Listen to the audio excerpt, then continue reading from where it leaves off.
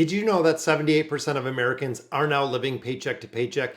Breaking the cycle isn't about luck, it's more about adopting habits that lead to wealth creation. And in today's video, that's exactly what we're going to be dedicating it to. And again, if you're tired of living paycheck to paycheck, now is the time to break the cycle. Now, starting with our first one, paying yourself first. This is imperative when it comes to wealth generation. Treating savings as a monthly bill is really a mind trick that you could do where, hey, I have to pay myself $50 every single month because that is a monthly bill and that is the commitment to myself. Now, of course, you can automate this. You can put it at 2%, 5%, 10%, whatever it is, but this is what becomes the cornerstone of keeping some of your income, saving and investing some of that money, and also starting to create the emergency fund. Now, of course, that is going to break that paycheck to paycheck cycle. Might not seem like you have enough money now, but hopefully by the end of this video, you're going to understand exactly how to do it.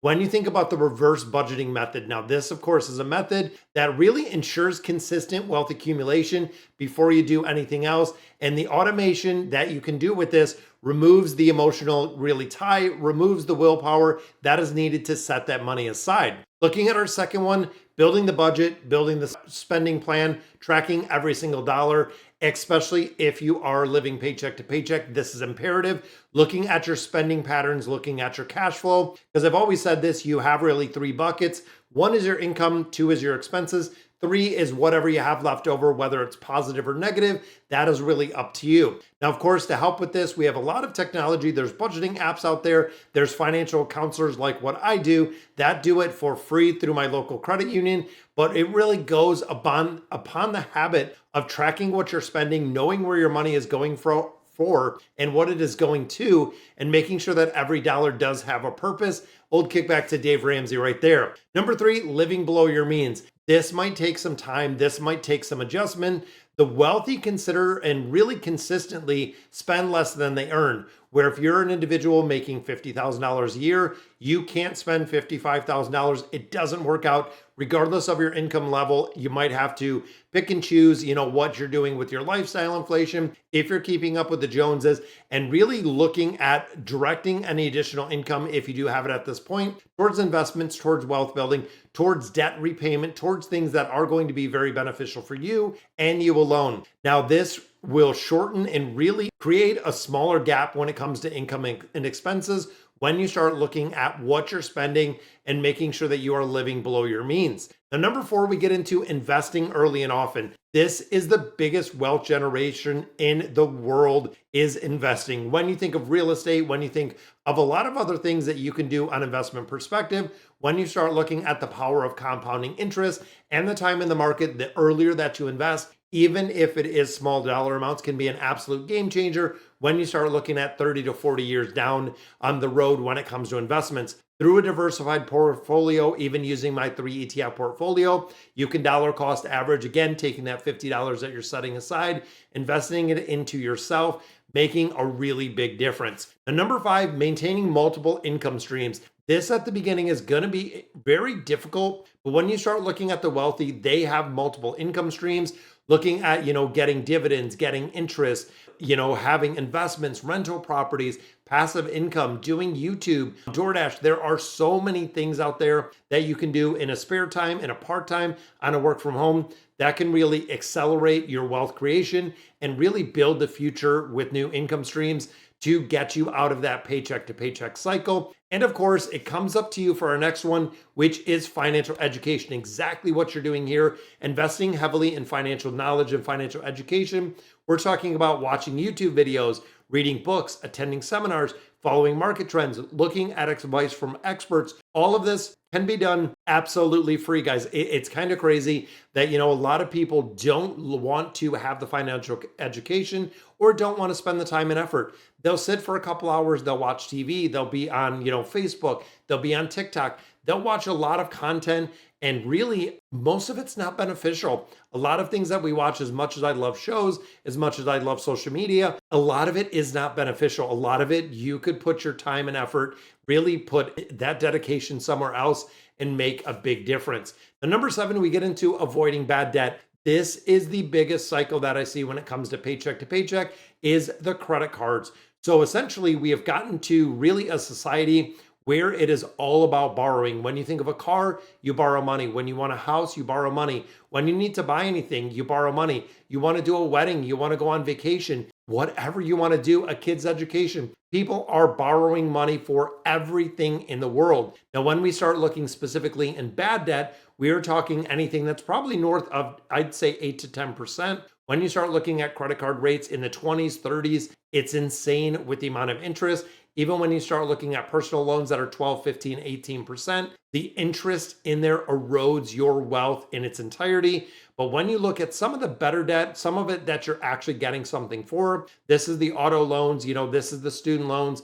As much as I don't like student loans and I don't like borrowing, education to increase essentially your income if you start a career, if you start on a career path, can make a difference. Bad debt is looking at credit card balances, which of course can be very detrimental. Now, if you have a credit card, paying it off in full really does make a big difference. And we can't do any video without number 8, which is building an emergency fund. When it comes to emergency fund, there's a reason why Dave Ramsey teaches it as an absolute groundwork. The emergency fund keeps you out of bad debt. That's it. It is very simple. Again, if you're paying yourself, the financial buffer protects your wealth generation and really keeps you from having setbacks when it comes to finances. If your car breaks down, you're not going to scramble to use that credit card at a 25% interest to buy new tires, to do car repairs of a couple $1,000s, because then all of a sudden that $4,000 you did in car repairs is now spanned over the next 3 years. You're paying around $7,000 for your $4,000 repair, not including any other bills that you have in the meantime. And number 9, we talk about networking. So this is where building relationships with other individuals like myself and ones that are doing really what you want to do. If you surround yourself by people, like-minded people that are positive, that are motivated, looking at organizations, looking at industry events, making you connect with mentors, connecting with peers, building relationships can open up an incredible amount of doors. It does for me in the banking industry. We do a lot of networking events, and it really does lead to a lot of valuable partnerships within the community, investment opportunities, and knowledge sharing across a bigger, even my YouTube network that I have with the VRA Academy, the Video Ranking Academy, very cool group of networkers that we do work really building the YouTube brand and building the YouTube image. It's incredibly effective. And if you like the content that I'm putting out, definitely subscribe to the channel. And we get into number 10, which is maximizing that tax efficiency. If you don't like paying taxes like I don't, you have to work with a tax professional. A lot of people think I do all my taxes myself. It's incredibly easy. It's incredibly efficient. You know what? A lot of tax professionals don't charge that much difference when it comes to prepping your taxes, but looking at anything that you can do to not only take advantage of tax advantages, you're looking at deductions, you're looking at contributions, HSA contributions. There's a lot of contributions that you can do that is going to be beneficial on the tax side,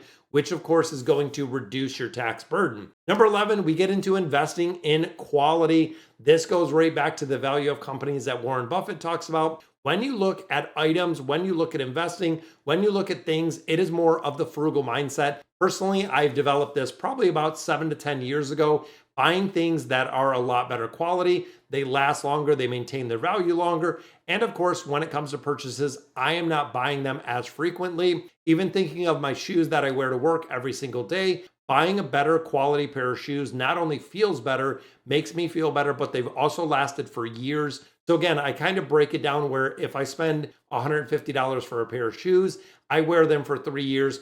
When you start breaking it down kind of month to month, very affordable in comparison to having back problems, not being able to really work at my best without having something that goes between my feet and the ground. That is going to be comfortable. That is not going to cause me.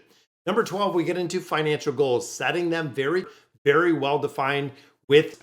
This is a part when it comes to goal planning, guys. When it comes to financial literacy, you have to have a timeline, reviewing, adjusting on a regular basis. You don't want to just put the somedays out there in the universe because most of those somedays will never happen. Setting it, and again, for me personally, having the goal to have my home paid off at the age of 50 means that I have less than 5 years to come up with the money to really build the wealth efforts and getting it down, focusing on it over the next 5 years, getting it paid off and eliminated, really breaking down those long-term objectives into little bite-sized pieces that says, hey, if I put an extra $1,000 towards the mortgage, it's going to be paid off in the time frame that I'm looking for, and it's going to be incredibly effective to not have a mortgage. Number 13, we talk about protecting the wealth. Now, this is where insurance comes in. Whether it is homeowners, whether it's auto insurance, personal insurance, life insurance, protecting you and your family is super important. Once you start the wealth generation, you don't want it to be all gone with medical bills. You don't want an unexpected, someone passing away in the family, missing some income there. That is going to create an absolute void. If something happens where you're on disability or there's a liability, you don't want to give up the hard earned wealth that you're generating when it comes to that insurance. Number 14, automating financial tasks. This is something that I love. When I think of bill payments, it is automated. When I look at investment contributions, automated. When I look at reviewing my budget on a regular basis, almost all of it in its entirety is automated. Really reduces the risk of missing payments, missing investment opportunities, not doing the dollar cost averaging. I actually do it twice a month with dollar cost averaging, making my portfolio just really seamless. Long as I have the money in my savings account, my high yield savings account, wealth building strategy is in place. I'm doing my investing every single Monday morning, which I heard rumor is the best day to invest in the market. Number 15 is delayed gratification. This is something that a lot of gurus talk about, a lot of financial investors, a lot of motivation, understanding the value of patience in building long-term wealth. It's unfortunately that patience with the younger generation, seeing the crypto booms, seeing, the YouTube AdSense, seeing the revenue, resisting the impulse to make purchases and evaluate any expenditures on what the impact is going to be